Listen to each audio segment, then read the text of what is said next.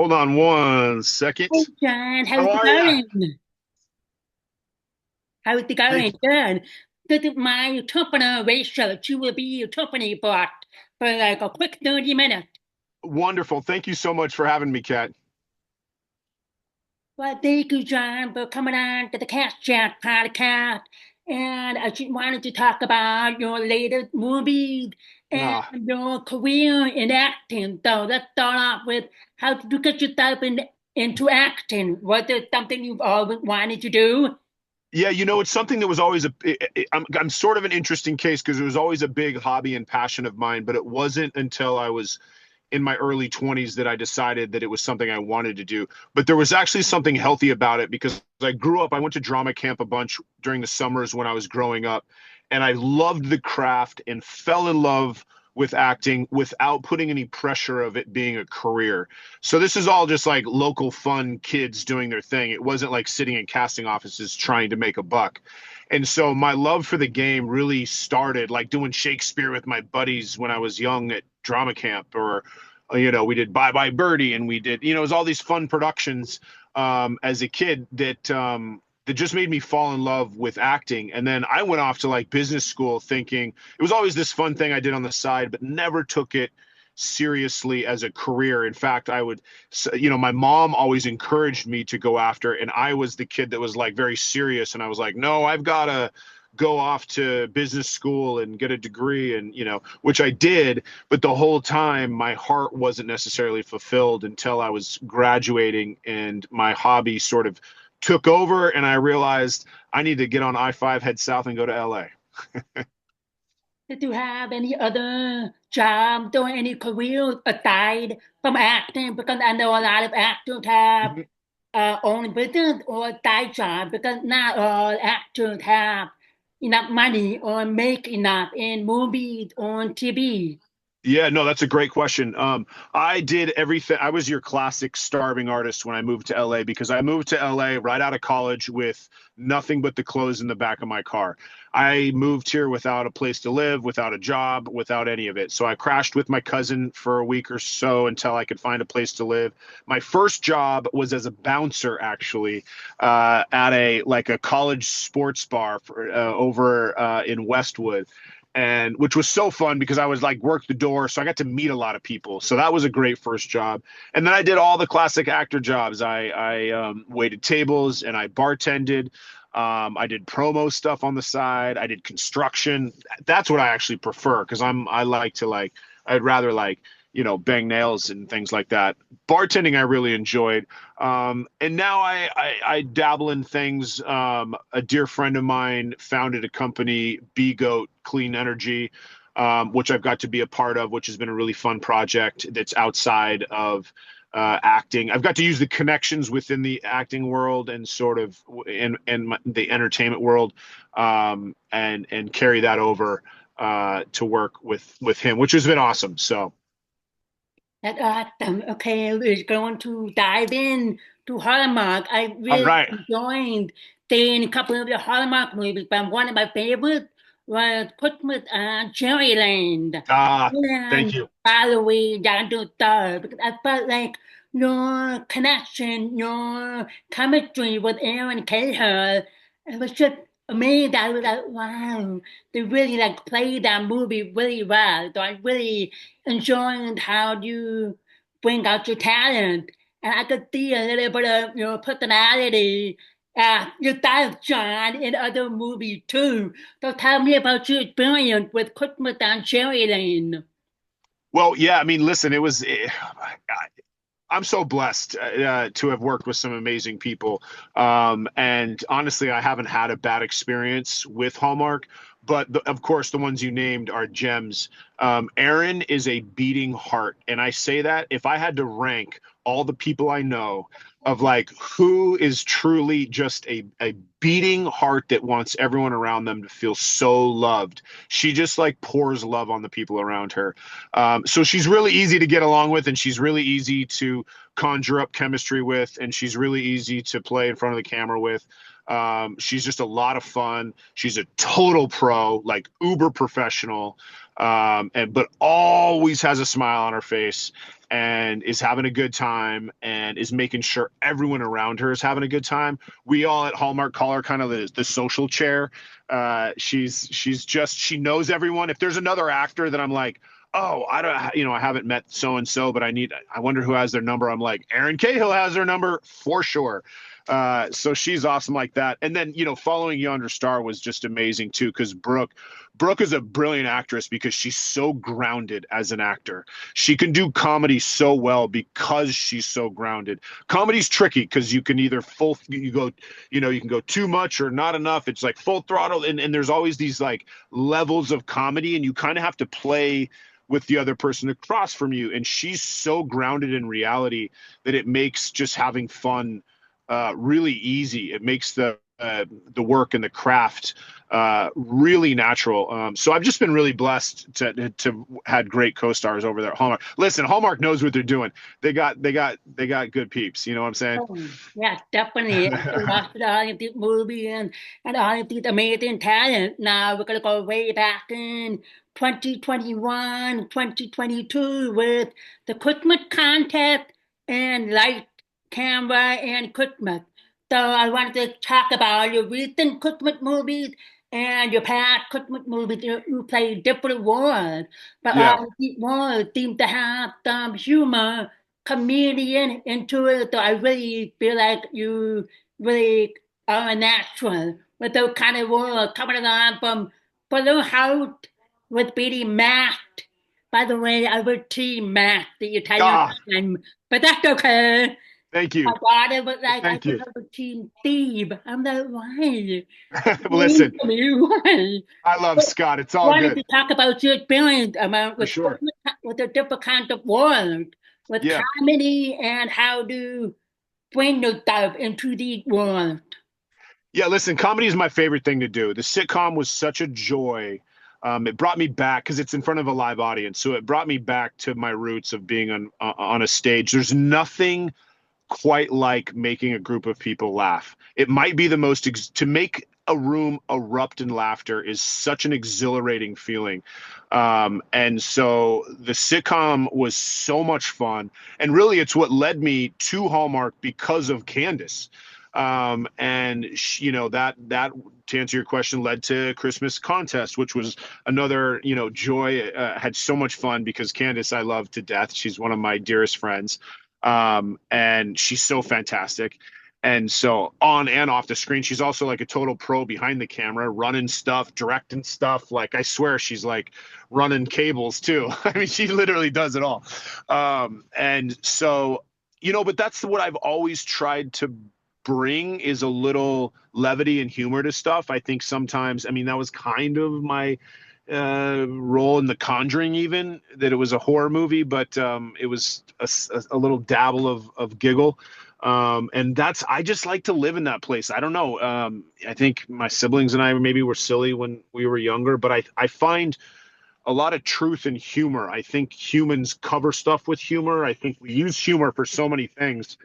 And we're all attracted to humor. I think we're all attracted to things that make us laugh. So even the best dramas that you watch, I think memorable moments are when you have a giggle and you can relate, like the old action comedies of the 80s when it's like all this action, but then the Lethal Weapons and the things like that, where then you have a giggle between the Beverly Hills Cops and those kind of fun movies, action movies that you also giggle. So that's kind of what I've tried to bring a little bit to Hallmark, and I'm having fun. Doing it. Definitely, when I saw Christmas content, I was like, okay, are we going back in time to Fuller House? I was just really excited to see you and Candace back on screen in the movie. I was like, they're bringing what they had together, the chemistry, the relationship, the connection, and all of that from Fuller House to Hallmark movie, and I just absolutely loved it. I mean, the way it was going, the banter, and how the Uh, concept was going. So I was like, I this is really too much. appreciate that. I can tell you it's funny because the first day on set of the Christmas contest, Candace and I had like a giggle because usually when you're starting a movie, you're feeling out the other person and you're like, okay, I gotta like, feel their rhythm and get into a groove with them. And it takes a couple days maybe, or a couple scenes. And Candace and I was like, we got on set and it was almost like we couldn't contain ourselves. We were like two little kids going back to like play our favorite game. You know, it was like, here we are, we've done this before, let's do it again. So yeah, we had a good time. So nice to have someone that you already know, that you work with on a project, on a movie, or another TV series, because you don't really have to work or figure out your dynamic of how to prep your line for the world, for different scenes of the movie. So I really like to see different talent. Oh, they've been together for a long time in a movie theater, or this is a complete new parent. So it's nice to see their perspectives and how they change or adjust their dynamics to work together to make a wonderful movie. Oh, well, thank you. Thank you. Uh, It was such a, yeah, it was such an honor, such a blast to get to tap back into that. for sure. Is there any other project that you're currently working on? I mean, I've seen a couple of movies that are not non-Hallmark movies. Like last week, I saw just randomly popped up on Amazon. It was called The Chosen Family. Chosen That Family, yeah. movie was really Ah, good, and it was a different dynamic of yeah. typical John Brotherton war Right. character, but it was very different, and I really enjoyed the movie because it was all about dysfunctional family relationships and how to make it work between the relationship and the family, the father and the daughter dynamic. And I was Yeah. shocked at the end. I was like, not what I expected, but it was overall a great movie. Well, thank you. Yeah, in the unexpected ending, it was sort of it was kind of based in truth because unlike Hallmark, what we love about Hallmark is they all have happy endings, and we wouldn't want to change that. And they're perfect, and there's nothing. It's not too much of an emotional roller coaster, and that's all the things that we love about Hallmark. Chosen Family was just the opposite. It was like digging into the real nerves of real life, and sometimes things don't work out the way that they're supposed to, and ultimately you can love another human being, but the timing isn't right, and it's not going to work out. And really, that's Heather Graham's character and my character. That's really what it was about. Is like we fell in love, but the circumstances just weren't right, and there's no way we could have made that work. And so for me, it was a really fun thing to play as an actor, because usually that's very like not the typical ending to those movies. You always end up with the girl, I mean, even if you thought you didn't, and in the final scene you run up and you get her or something. This was truly, and I can tell you that like sort of the emotional roller coaster I went on as the actor felt very, very real because of that. So because in the end it was this like breakup scene, even though we were in love, which was something I just never really played before. So thank you for checking that out, Kat. I appreciate it. Yeah, Heather's amazing. She wrote, directed it, starred in it. Huge Heather Graham fan. What a sweetheart. She's very talented and with all of her movies I've seen, and she was really good in one of the really dark, I don't know if it's like a dark humor, but it was a dark movie with B.C. Andrews, Patterns of the Wind. It was like a really weird movie, but she played the grandmother really well. And I Oh wow. her other light world, those night and fantasy actors and talent trying different worlds outside of their normality and see how it worked out for them. Yeah, no, I give Heather a lot of credit. She goes in every direction. She tries everything. She's really she's willing to like go there. It's awesome. She'll dip her toe into any, genre.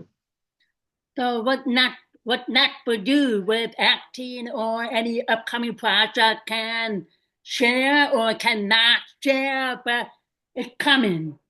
Listen, I know this sounds cheesy to say. I have a film coming out in the summer that I can't talk about, but I'm really excited about it. It's always fun when you have one that you can say that, even though I know it sounds so cheesy to say, but so um, come late summer, we'll have more to talk about on that. And then, yeah, there's just lots of things. Really what's kept us so busy in my home right now is, we're in LA and we're in the, post fire world now. It's Yeah. like, it's a different city. And so I've been an ambassador to a nonprofit, Reach Out Worldwide, for the past 12 years. Founded 15 years ago by the late great Paul Walker, and I got to work with him, and then I became close with his younger brother Cody, who runs the charity now, with his wife Felicia. And they're actually from the area. They had just moved out of Altadena last year. So this one is certainly, Row has been involved in 80, almost 90 disaster reliefs, like 13 different countries all over the world. But this one obviously hits home because it is home. So we've been, my wife and I have been very busy and active. She's literally running a depot, a warehouse. It's an old Bed Bath and Beyond, actually, if you can imagine, an emptied Bed Bath and Beyond that we have now stocked with supplies, furniture, all the way from toiletries to beds, to get out to the Yeah, fire that's really survivors. amazing. I mean, when I heard about the California fires, I was just like, okay, here we go. Because we've had a couple of fires with California and those out on the coast, and they don't have enough Right. wind, along with like the hurricanes down by Florida, North Carolina, South Carolina, and up on the East Coast. So, and I was following your nonprofit organization, Reach Out Worldwide, and I could not believe how many contributing in person or even order from Amazon and everything. I'm just really wow amazed. And people of LA or people who were affected by the fire should be grateful that they have the community and the support that hey, come over, we have a room for you. And I was concerned for the actors and the talent and that I met through Christmas conventions as well as my own friends from college who lived in that area, which they Oh were man. fine, they were more doubt, but they could like see everything that's been happening. So what is it like now for the people who were affected by the fire? Like how are they rebuilding or repairing because they have to start from ground up? Yeah, Or I mean, they're still in the clearing process of the Army Corps has been clearing wow. properties. The destruction and the devastation is so massive and it's so grand. If you drive when you drive through the areas, it's especially when you drive down, a main boulevard and there is storefronts and there's a car lot with like 50 melted cars. It really looks apocalyptic. And so people are just picking themselves up and supporting each other. And everyone's kind of on their own journey because some people got into a rental right away. A lot of people didn't because they filled up. You have some people in hotels, you got some people at vouchers at Airbnbs. So we've been servicing people at all different. Some people just need a fresh pair of clothes. Some people need to move into a new apartment and they need everything. And so we see it all. And it's just, it's both been heartbreaking and also uplifting because, man, the triumph of the human spirit is just totally unbreakable. And being able to, touch and work with these people it's been humbling and it's been an honor. So that's really what's been, that's our day to day right now. So I'm hopping off to jump on a meeting with the Red Cross right now. That's what. Oh yeah, no problem. That's fine. That's why I wanted to talk lastly about the Reach Out Worldwide project and how it's done from something small, like at the back of your car trunk, and now like a complete warehouse. I was really amazed. I know all of the other talents are doing something similar, Yeah. like like a GoFundMe or some kind of like a fundraiser for some shelter for people who are staying in shelters or anything like that. So Yeah. once Well, I upload the podcast, I will include your website and thank you. donations. I appreciate that, and I'm sure you're familiar with Romance University. There you go. Yeah. So Ben, man, he rallied. Speaking of, the actors supporting each other, they've all been so great. They all reached the ones that weren't in LA, reached out right away and tried to be, hey, do you need anything, or how can I help, or how can I support the charity? Ben in particular, because Romance, he's got such a great little fan group. He, gosh, my hair is all over the place. I didn't realize. Anyways, Excuse me for being a mess. I'm in dad mode. My daughter might jump in the car here any moment. Ben No rallied problem. his Ben rallied his people and raised a bunch of money, and were able to buy a lot of home goods for our warehouse that we've been able to put in care packages for fire survivors. So it's just been like so uplifting to see people use whatever they have to, whether it's money or a platform or a relationship. So I'm very grateful to Ben, very grateful to everyone at Romance University that donated. There were some big donors in there. So we're gonna keep doing our thing here until this thing's done. Sounds like we might have a permanent depot for a few years if all things, because the rebuild is going to take a long time. Yeah, that definitely. I mean, Ben, Romance University helped out a lot of different charities and a lot of different natural disasters. So it's Yeah. really nice to have some talent coming up with their own or some help and the community get involved. So hopefully from here on out, we will see more of that. And yeah, I have been supporting Romance University since it started way back about 2 years ago. I literally bought everything until I ran Uh, out of money. I'm like, I can't buy so much now. I gotta keep it down a little bit. And Bonnie would teach me, oh, you running a bootleg store? I was like, Mammy, I gotta make some money somehow. I don't make enough to keep them. uh, well, yeah, Ben's so great. But Kat, thank you so much. This has been wonderful. No problem. Thank you for coming on for a quick 30 minutes. And I wish you nothing but the best of good luck with Reach Out Worldwide nonprofit organization and your future endeavors in Hallmark movies or non-Hallmark movies. Hopefully I can catch you on the next convention. Absolutely, Kat, you're awesome. Thanks for having me. I appreciate you. Have a great day, John. You too. Bye. Take